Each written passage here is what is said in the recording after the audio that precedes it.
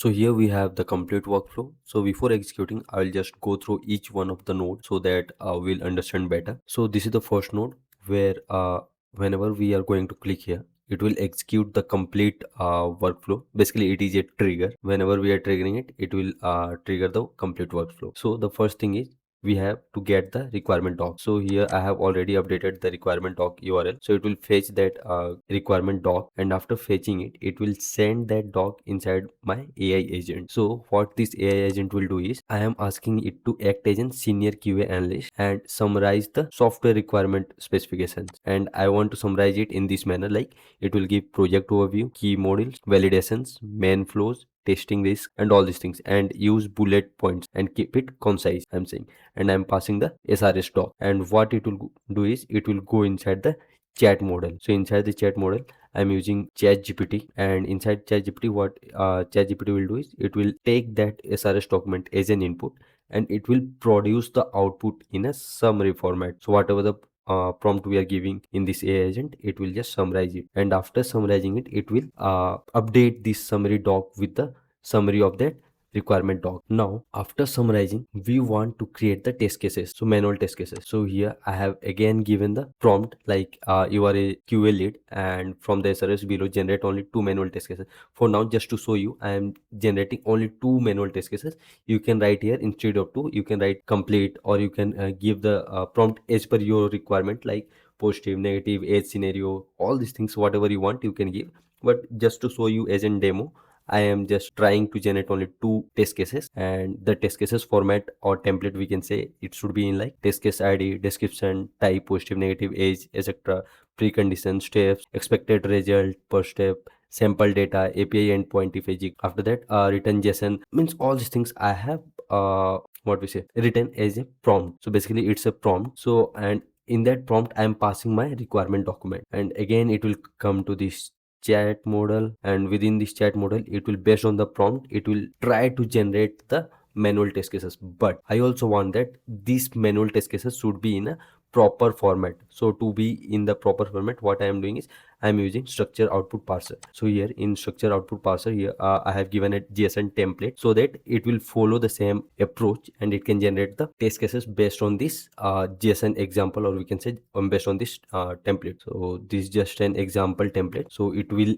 act, or it will just try to parse with respect to this structure output parser, and after that it will generate the cases. So mainly, as I requested for 2 cases only, so it will be generating 2 cases, and after generating that 2 cases, I am just splitting it, each of the test cases. So again, after splitting, I am just appending each of the test case in the manual test case file. So here, if I show you, what I am doing is basically I am just updating or appending the sheet. In that sheet, I have all the fields, because as I am taking the data in JSON format, so I have created the fields within my test case sheet. So in that test case sheet, what it will do, it will go and update in the same field. So here, if I'll show you the test case file, so here this is the template where test case ID, description, these are the column heading, and in each of the column the values will be appended based on the input. And after this, if we talk about, now we have the manual test cases. Now we want to generate the automation cases based out of that manual cases. So what we'll do is, again, we are using our AI agent, and within this AI agent, I am passing 1 case each time, and based on this prompt, I have asked it to write or create, we can say, feature file, step definition file, validation file, and fields. I have given all the fields, like what fields it should take as an input and produce this. So apart from this, and again, one more thing that I have done is, here also I have used the structure output parser, because I want the output to be in a format which I want. So here I have given a basic format, like test cases. Within these test cases, multiple test case ID, feature file, step definition, validation, Java, test data, all these things should be present. So the output will produce in the same structure, and after producing the output, again I am splitting it, and after splitting, what it is doing is it is updating the feature file. Means basically we have one feature file here, you can see it is empty for now.